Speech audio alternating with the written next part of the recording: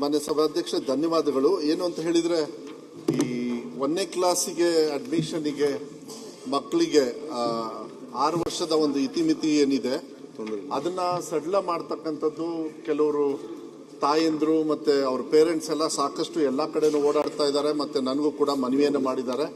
ಅವರು ಸ್ವಲ್ಪ ಗಾಬರಿಯಲ್ಲೂ ಕೂಡ ಇದ್ದಾರೆ. ಅದಕ್ಕೆ ಈ ಅವಕಾಶವನ್ನು ಕೊಟ್ಟಿರೋದ್ರಿಂದ ಒಂದು ಮಾತನ್ನು ಹೇಳಲಿಕ್ಕೆ ಇಷ್ಟಪಡ್ತೀನಿ. ಕರ್ನಾಟಕ ಶಿಕ್ಷಣ ಕಾಯ್ದೆ 1993ರ ಅಧ್ಯಾಯ 3 ಸೆಕ್ಷನ್ 20ರ ಮಕ್ಕಳನ್ನು 1ನೇ ತರಗತಿಗೆ ದಾಖಲಾತಿ ಮಾಡುವ ಸಂಬಂಧ 60 ದಿನಗಳ ವಿನಾಯಿತಿಯನ್ನು ನೀಡಲಾಗಿರುತ್ತದೆ. ಅದರಂತೆ 2026-27ನೇ ಸಾಲಿನಲ್ಲಿ 1ನೇ ತರಗತಿಗೆ ದಾಖಲಾತಿ ನೀಡುವ ಸಂಬಂಧ 60 ದಿನಗಳ ಸಡಿಲಿಕೆಯನ್ನು ನೀಡಲಾಗುತ್ತದೆ.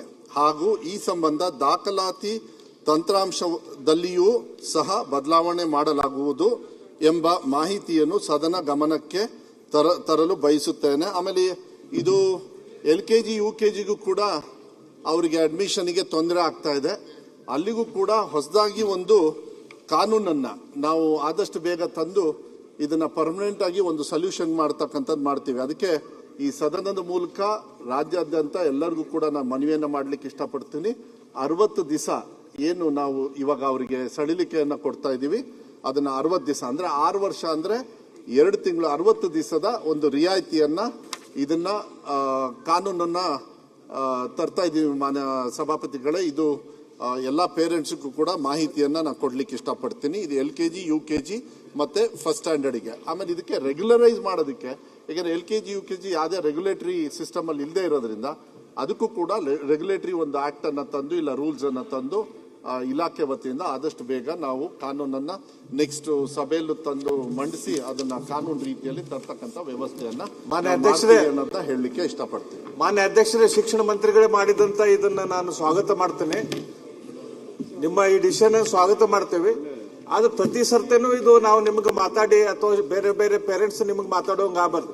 ಇದನ್ನ ಪರ್ಮನೆಂಟ್ ಆಗಿ ಮಾಡ್ಬಿಡ್ರಲ್ಲ.